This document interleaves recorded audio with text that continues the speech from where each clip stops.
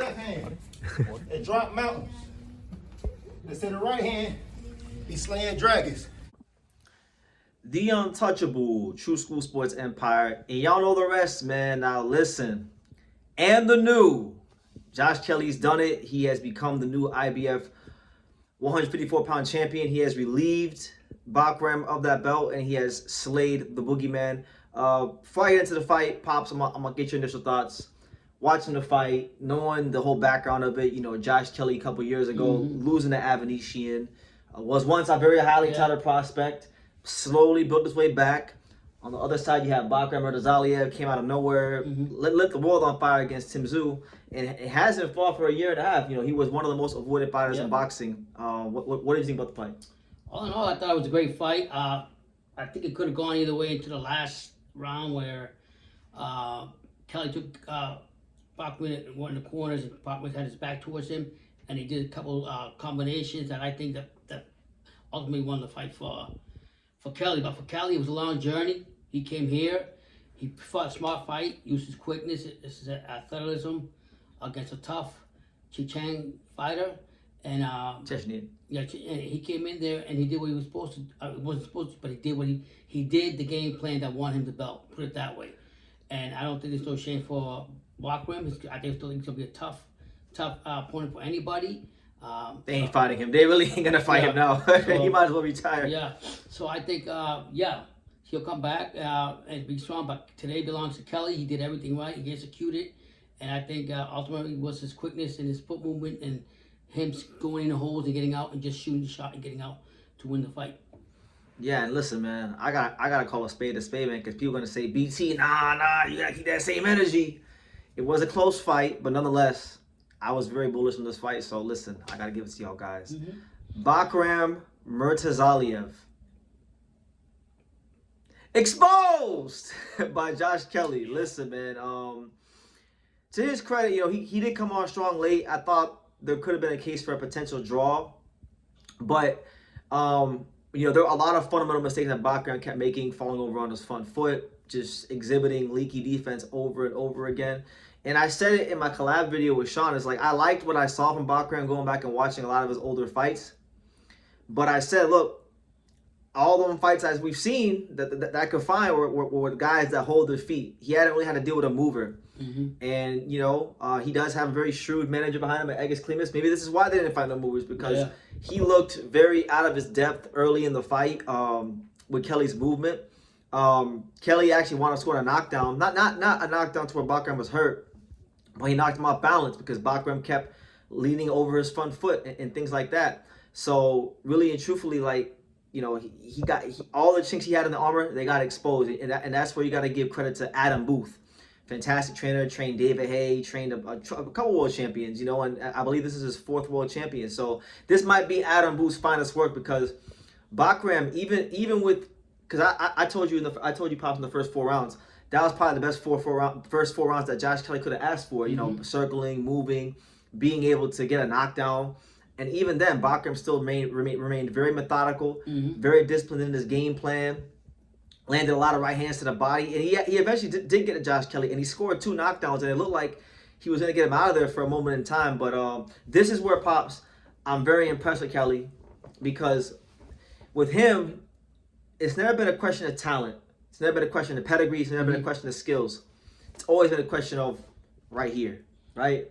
And you know, he faced some adversity, and when the fire came, he was able to deal with it. And that's probably from the experience of his prior fights, because prior to that, the last couple of rounds, the UK commentators were saying like once Bakram hit him a couple times and he became weak and he fell a couple times. The commentators came out and said like, this has been Josh Kelly's thorn in the bush, as far as him falling or losing the fight in the last all the championship rounds. And I think he's learned from that. He gained experience. And like you said, if I didn't have my crowd and the emotion from the crowd and being at home, maybe it would be a different story. But that's why you have fights in your hometown if you can get them there, you know. And so good for him, man. I think the Troy Williamson fight before this fight, and even like, you know, just all the fights that he's won since he lost to Avanesian, all those fights have played a major key as to why he was able to get over the hump. And yeah, as far as Bakram's concerned, he got exposed. He came on too late, lacked some things, and he didn't get the draw. He didn't get the nod. And honestly, I made a big deal about the fact that they had the draw and his fight signed before this fight that Bakram was against all odds. But honestly, I'm not mad at the scorecards. I thought the scorecards were actually pretty fair. So I think he lost fair and square. I don't know where he goes from here because really and truthfully, like, he couldn't get a fight for a year and a half with a belt. Imagine now, like, who the hell is gonna fight him without a belt? I mean, I don't know where he goes from here. Yeah, we wish him the best. We know them guys are strong. Maybe he changes careers and goes to MMA or UFC because them motherfuckers can punch. I'll tell you one thing. He was punching. He was Josh Kelly was lucky that he didn't land a couple more punches throughout the fight because he was hitting bricks and he pushed this guy back. It was nothing. But that being said, it doesn't belong to Bakram. The night belongs to Kelly. My question to you is. Go ahead, ask away. Is that Philly smoke coming to England? Well, yeah, they had the draw and his fight signed. That really depends, Pops, because they're still trying to actually get the Virgil Ortiz fight done. And you know what? I'm gonna be negative as hell about that. They ain't gonna get it done because there's just too many roadblocks between Oscar suing Rick Morrigan, Oscar not really wanting to put Virgil in there because he don't got a big stable. Eddie, I think, would like the idea of maybe two of his guys in-house fighting in a big fight and making them stars.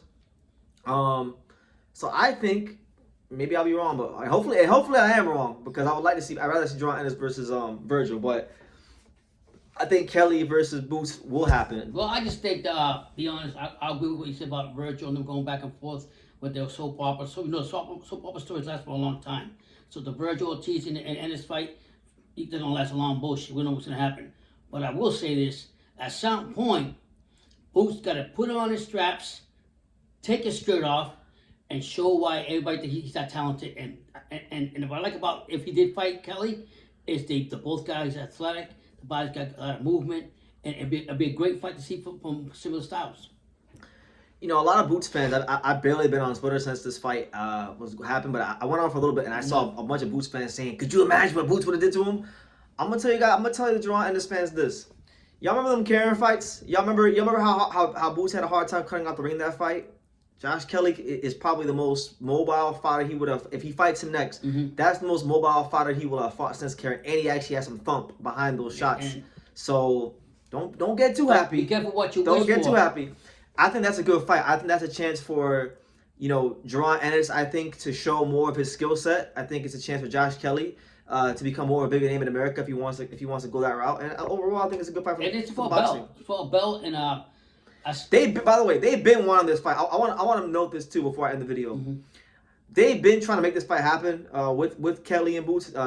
Josh Kelly was offered the Jerron Ennis fight for the October 11th date. He turned it down, and for this fight, and Boots fought. That's why Boots fought Lima, right? So this fight's been in the works for a while. I think it probably does happen next because these Virgil negotiations don't look encouraging. But yeah, man, I look forward to seeing Jerron Ennis having to deal with the movement of Kelly, the athleticism of Kelly. Like tonight, he actually finally realized his potential. Because I remember back 2017 when I was doing my prospect review series. Back then, when he was 5-0, I was very, very high on Josh Kelly. But then he continuously showed me throughout the years that he was a front runner. He was more substance or a flash than substance. But tonight, he showed that he could do that. He had an answer in those nervy moments. And we'll see how it goes. I'll tell you this though. He's gonna have to be a little bit better for the Jerron Ennis fight because Jerron Ennis does offer more to the table than Bakram. Bakram, I'm disappointed in. Hold on. I'm disappointed that this wasn't Jerron Ennis because I remember when Bakram first got this belt. I wanted Boots to fight Bakram. That was I thought that he should have went right to Bakram. I don't want to hear what if Boots got in the ring with Bakram. What if Boots might get in there with Kelly? What if he's gonna get with Ortiz? Because shut the fuck up and take action, Philadelphia. That's from Pops. Take action. I don't want to hear the after effects when other fighters had enough balls to step up and do the fight. Boots needs to fucking step up and make himself a legitimate 154, 147, whatever the fuck he is, because that's why I'm upset. He's a great fighter for Philly, but he hasn't taken that dance yet. All All right, so there you go. So yeah, Bakar Murtazaliev gets exposed. Josh Kelly finally realizes the potential. Kelly versus Boots potentially next. Guys, we're gonna be live at 9 o'clock Eastern Standard Time for the Shakur Stevenson Teofimo Lopez card. We're gonna start around the time when it's Castro and Bruce Carrington. So stay tuned for that. Make sure you guys tune in for that. Also, this isn't the only 154-pound fight left tonight. We got Xander Zayas versus Abbas Bro also happening tonight. Maybe if Kelly, if for some reason the Kelly fight falls through with Boots. Maybe Kelly fights the winner of that fight. Maybe if Xander comes to that, maybe Puerto Rico versus the UK. That's fine. That could be, or maybe we'll see. Abbas Bro and Josh Kelly were sparring partners, and Abbas Bro was saying that Josh Kelly's mentally weak. Oh, wow. So they got some history. So listen, Kelly held up his end of the bargain. We'll see if Abbas Bro can hold up his end of the bargain, and maybe that becomes a fight. So right now, the 154 division early in the year is sizzling hot. So shout out to Josh Kelly. Great fight from him and Bakram. And yeah, leave your comments down below. We'll see you guys later.